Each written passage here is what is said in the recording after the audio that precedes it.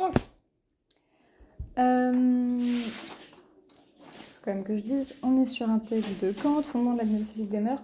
En intro, d'ailleurs, justement, ce que je te conseille, c'est de commencer par, dans cet extrait alors 2, j'imagine que c'est deuxième chapitre, deuxième partie, je sais pas, des fondements de la métaphysique des mœurs, du fondement de la métaphysique des mœurs.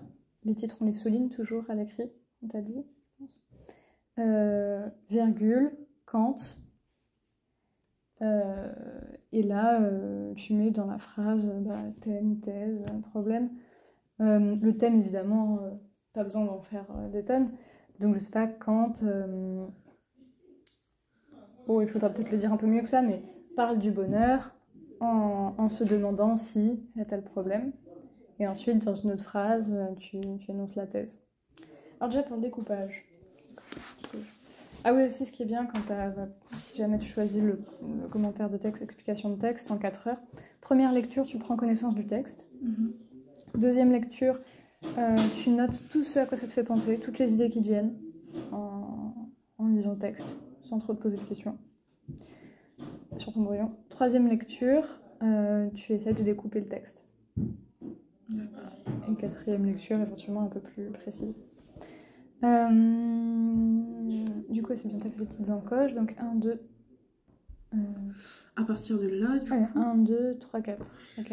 Alors, donc le concept de bonheur est un concept si indéterminé que, malgré le désir qu'a tout homme d'arriver à être heureux, personne ne peut jamais dire en termes précis et cohérents ce que véritablement il désire et il veut. Il expose.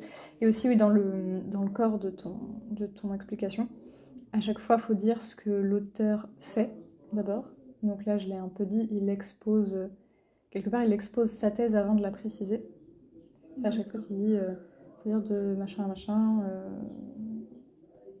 pas forcément de Tali Nathalie, mais Kant expose cette thèse, Kant démontre que, Kant fait une objection à tel auteur ou se fait une objection à lui-même, ça peut être le cas. Tu vois, il y a des auteurs qui se font à eux-mêmes des objections, qui répondent en général à cette objection pour montrer, ça il faudrait l'écrire par exemple dans le commentaire, pour montrer d'autant plus que la thèse est forte, parce qu'elle peut répondre à l'objection. Donc la raison en est que tous les éléments qui font partie du concept du bonheur sont dans leur ensemble empirique. Ça, je pense que je garde. Est-ce que je vais commencer? Je vais dire ma famille de... Ouais, ça, je pense que je mettrais ensemble. Ça, ce serait trop court pour une partie, tu vois. Et ça va avec la raison en est. Il explicite la raison. La raison en est que tous les éléments qui font partie du concept du bonheur sont de leur ensemble empirique. C'est-à-dire, donc là, par exemple, dans le commentaire, il faudra expliquer ce que ça veut dire empirique. Et il l'explique après, justement, c'est-à-dire qu'ils doivent être empruntés à l'expérience et que cependant, pour l'idée du bonheur, un tout absolu, un maximum de bien-être dans mon état présent et dans toute ma condition future est nécessaire. Or, tu vois, là, t'as un or. Donc, t'as une... Ouais. T'as une gomme? Ouais, j'ai une gomme. Ça, ce serait peut-être la première sous-partie, tu vois. La première phrase. Mais ce serait plutôt... changement de partie ici, avec le or. D'accord. Or, il est impossible qu'un être fini, tu vois, là, tu as un premier paradoxe, c'est-à-dire le bonheur est forcément emprunté à l'expérience. Or, l'idée du bonheur doit être un tout absolu. Deuxième paradoxe, il est impossible qu'un être fini ait un concept déterminé de ce qu'il veut véritablement. Donc pareil, ça serait évidemment trop court. Et pareil, il explicite en posant des questions. Ah, j'ai gommé un peu le... C'est pas grave. Veut-il la richesse? On pourrait ajouter oui, mais que de soucis, que d'envie, que de pièges ne peut-il pas par là attirer sur sa tête? Veut-il beaucoup de connaissances et de lumière? Peut-être cela ne fera-t-il que lui donner un regard plus pénétrant pour le représenter d'une manière d'autant plus terrible les maux qui jusqu'à présent se dérobent encore à sa vue et qui sont pourtant inévitables. Ou bien, et là oui, ce serait ce que tu as écrit là, ce serait à mettre dans le corps du commentaire. Voilà, ou bien que chargé de plus de besoins encore ses désirs qu'il a déjà bien assez de peine à satisfaire. Veut-il une longue vie? Qui lui répond que ce ne serait pas une longue souffrance? Veut-il du moins la santé? que de fois l'indisposition du corps a détourné d'excès ou aurait fait tomber une santé parfaite, etc. Alors là, ça va, je sais qu'il y a un truc à la ligne, mais ça va ensemble, tu vois. Faut-il du moins la santé? Oui, mais que de fois l'indisposition. Donc, hop. En revanche,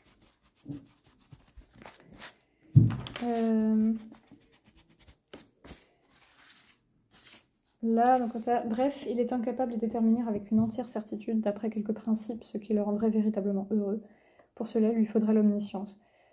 On va pas faire une partie pour à peine 3 lignes, c'est plus une conclusion générale. Donc, 2 parties, là, par exemple, c'est pas mal pour ce texte. Mais après, en fait, les découpes que tu as fait, ce sera les sous-parties.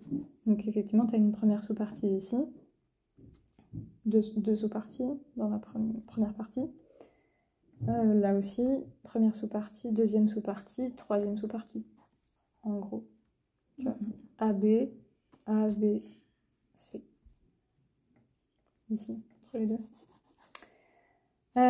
Et après, pour les titres. Donc, l'impossible définition, ouais, c'est ça, c'est bien. Et c'est vrai, c'est le problème de la définition dans la première partie. Deuxième partie, c'est le problème, j'ai envie de dire, pratique. C'est, du point de vue pratique, impossible d'avoir un concept déterminé, quelque part infini, pour un être qui est fini. Bon, après, c'est pas parce qu'on est fini qu'on peut pas avoir de concept infini, mais c'est surtout que quelque part, on ne serait pas assez sage, on n'est pas Dieu, quoi, pour savoir ce qu'on veut. L'expérience, il y a toujours des inconvénients dans l'expérience à tout ce qu'on peut souhaiter, en fait. C'est ça qu'il est en train de dire avec sa question. Tu vois, il veut la richesse, bah ouais, mais c'est aussi des soucis, la richesse. Il veut la santé, ouais, mais parfois une mauvaise... Bon, c'est peut-être un peu excessif, tu pourrais le dire, d'ailleurs. Dans le commentaire, ça paraît... Il dit, ouais, mais parfois ne pas être en bonne santé, du coup, ça nous détourne de certains excès. Attends, j'ai pas compris. Ouais, il dit, veut-il du moins la santé? Bah, c'est bien la santé, Oui. Pourquoi il faudrait pas vouloir la santé? Et donc il dit que de fois l'indisposition du corps, c'est-à-dire la mauvaise santé, a détourné d'excès ou aurait fait tomber une santé parfaite. Et en gros, il est en train de dire, si on est en mauvaise santé, du coup, on va pas forcément faire d'excès, de mauvais excès, qui nous aurait fait tomber en mauvaise santé. Son argument est un peu bancal. Ouais, bah, ça tourne un peu en rond, parce que on se dit, ouais, la mauvaise santé, du coup, en gros, on n'est plus vertueux.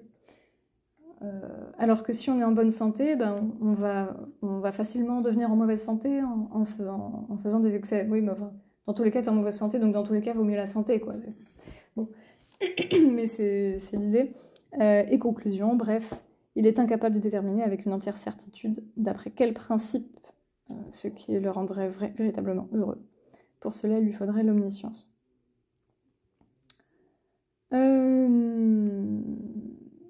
Parce que c'est un concept indéterminé. Donc oui, là tu as les 2 parties. Le thème, le bonheur, ouais. Le problème, effectivement, pourquoi la condition humaine rend-elle l'accès au bonheur impossible? C'est un très bon problème que tu pourrais écrire tel quel. La thèse, donc oui, la condition humaine est un obstacle, car son indéterminé... Alors vu que tu as rayé, tandis que le bonheur est... Et quoi? Je vais relire ce que j'ai écrit. Oui, la condition humaine est obstacle, car son indétermination... j'ai oublié ce que j'ai pas trouvé la suite, mais